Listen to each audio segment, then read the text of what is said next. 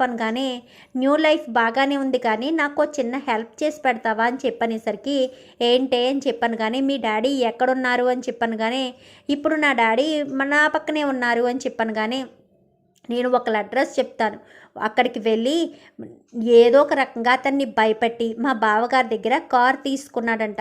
మా బావగారు ఫైనాన్స్ సరిగ్గా కట్టినా కానీ కార్ తీసుకున్నాడంట. కొంచెం అతనికి వార్నింగ్ ఇప్పించి మా బావగారి కారు మా బావగారికి ఇచ్చేటట్టు మీ నాన్నను కొంచెం హెల్ప్ చేయమని చెప్పవా అనగానే సరే నేను మాట్లాడతాను డాడీతోటి. ఎక్కడ వాళ్ళది, ఎక్కడ ఫైనాన్స్ షాపు అనగానే పలానా చోట అని రవి పక్క నుంచి చెప్పడంతో శృతి కాస్త చెప్తుంది. సరే నేను మాట్లాడతానని చెప్పి వెంటనే వాళ్ళ డాడీ దగ్గరికి వచ్చింది.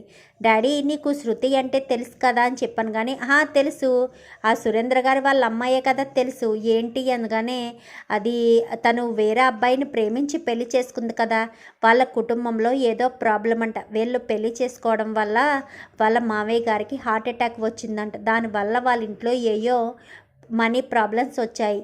అలాంటి ఉన్న పరిస్థితుల్లో ఆ ఫైనాన్సియర్ మీకు తెలుసు కదా మీతో గొడవ పడుతూ ఉంటాడు ఆయన అని చెప్పనేసరికి అవును అతనే ఏమైంది అనగానే వాళ్ళ బావగారు కారు ఏదో తీసేసుకున్నాడంట.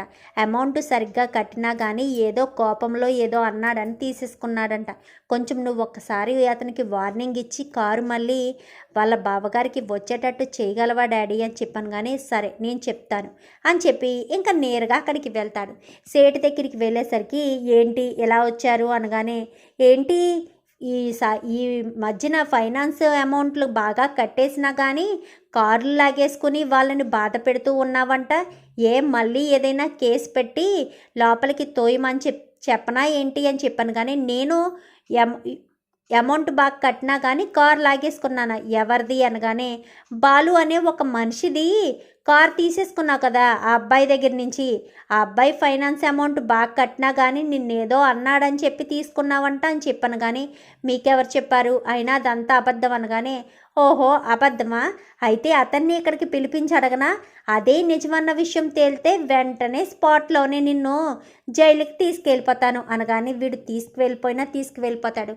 అసలే నాకు నా మీద వీడికి కోపం ఉందని చెప్పి వద్దొద్దు అవును తీసుకున్నాను, వాడు నన్ను అవమానించాడు, కొట్టడానికి కూడా ప్రయత్నించాడు అనగానే నువ్వు నోటుకొచ్చినట్టల్లా మాట్లాడుంటావు, నీ గురించి నాకు తెలియదా ఏంటి, నువ్వు ఎన్ని మాటలు ఎదుటి వాళ్ళని మనసును బాధ పెట్టేటట్టు అంటావో అనగానే మా ప్రొఫెషనల్ అలాంటిది కదా సార్ అని చెప్పనేసరికి మీ ప్రొఫెషనల్ ఏదైనా కానీ ఆ అబ్బాయిని పిలిచి ఆ అబ్బాయికి కారు ఇవ్వాలి, అది నేను ఇక్కడికి వచ్చి వార్నింగ్ ఇచ్చిన విషయం చెప్పినా ఏదైనా చెప్పినా ఎవరి ద్వారా అయినా ఇలా జరిగిందని చెప్పినా మాత్రం మరుక్షణం నిన్ను పోలీస్ స్టేషన్లో పెట్టడం ఖాయమనగాని ఇప్పుడు ఏంటి ఆ అబ్బాయిని పిలిచి మళ్ళీ తన కారు తనకి ఇవ్వాలి అంతే కదా అని చెప్పాను కానీ అవును అని చెప్పనేసరికి సరే నేను చూసుకుంటాననేసరికి నేను ఇక్కడే ఉంటాను పిలిచి కారు ఇవ్వి నా ముందే, నాకు ఆ అబ్బాయి తెలియదులే, నేను ఆ అబ్బాయికి తెలీదు అని చెప్పనేసరికి సరేనని వెంటనే బాలుకి ఫోన్ చేస్తాడు.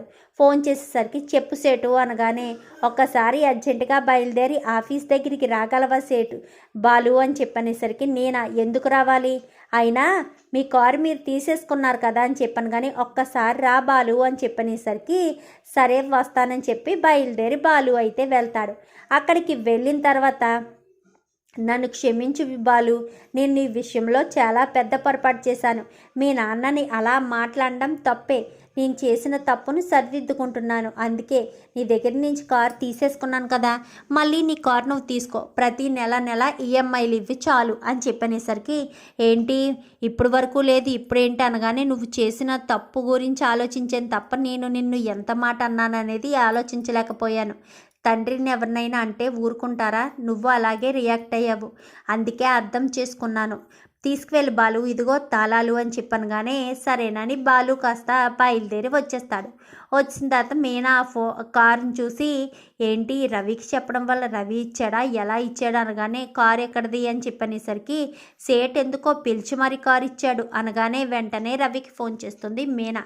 ఏంటి రవి ఏం చేసావు అనగానే నేనేం చేయలేదు వదిన, శృతియే వాళ్ళ ఫ్రెండ్ వాళ్ళ నాన్న ఐజీ అంట అతనితో బెదిరించి మరీ కారు వచ్చేటట్టు చేసింది అనగానే థ్యాంక్స్ రవి అనగానే నేనే నీకు థ్యాంక్స్ సారీ చెప్పాలి వదిన, మా పెళ్ళి చేసినందుకు థ్యాంక్స్ చెప్పినా నీకు సారీ నా జీవితాంతం చెప్పినా నిన్ను మాత్రం నువ్వు మాత్రం క్షమించే పరిస్థితిలో లేవని తెలుసు నాకు. అర్థం చేసుకో వదిన.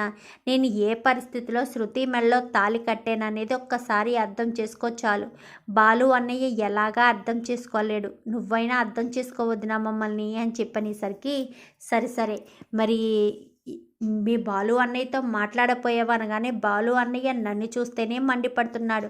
మొన్న పండగ రోజు కూడా నానమ్మ ఫోన్ చేసి రమ్మందాన్ని తీరా మోసి ఇంటికి వచ్చేసరికి బాలు అన్నయ్య కాస్త చూసి నన్ను అట్నుంచి అటే వెనక్కి పంపించేశాడు అనగానే ఏమో మీ అమ్మ కూడా నిన్ను ఇక్కడికి తీసుకురావాలని తాపత్రయపడుతున్నట్టు అనిపిస్తుంది. ఒకవేళ తీసుకురావాల్సి వస్తే నువ్వు సంతోషంగా వస్తావు కదా అనగాని అదేంటి వదిన, అందరితో పాటు కలిసి గడపడం అంటే నాకు ఇష్టమన్న విషయం నీకు తెలుసు కదా.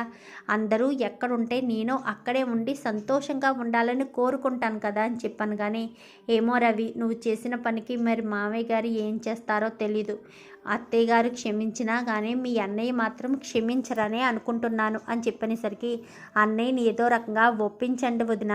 నువ్వు నాన్న మాట్లాడితే అన్నయ్య ఖచ్చితంగా ఒప్పుకుంటారనగానే నేను మాట్లాడితే మీ అన్నయ్య ససేమీరా ఒప్పుకోడు అని చెప్పనేసరికి ఏదో ఒకటి చెయ్యి వదిన. మనందరినీ చూడాలని, మనందరితో కలిసి గడపాలని, అందరితో కలిసి భోజనం చెయ్యాలని ఎంతో ఆశపడుతున్నాను.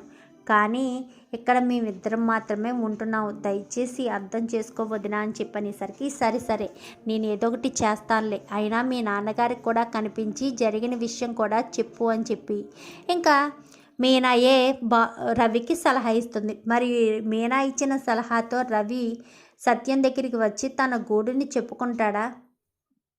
అసలు ఏం జరగబోతుందనేది రాబోయే ఎపిసోడ్స్లో చూసి తెలుసుకునేద్దాం. మా వీడియో కనుక మీకు నచ్చినట్లయితే వెంటనే లైక్ చేసి మా ఛానల్ని సబ్స్క్రైబ్ చేసుకుని పక్కనే ఉన్న బెల్ సింబల్లో ఆల్ పై క్లిక్ చేయండి. ఎలా చేయడం వల్ల అందరికంటే ముందుగా చూడవచ్చు.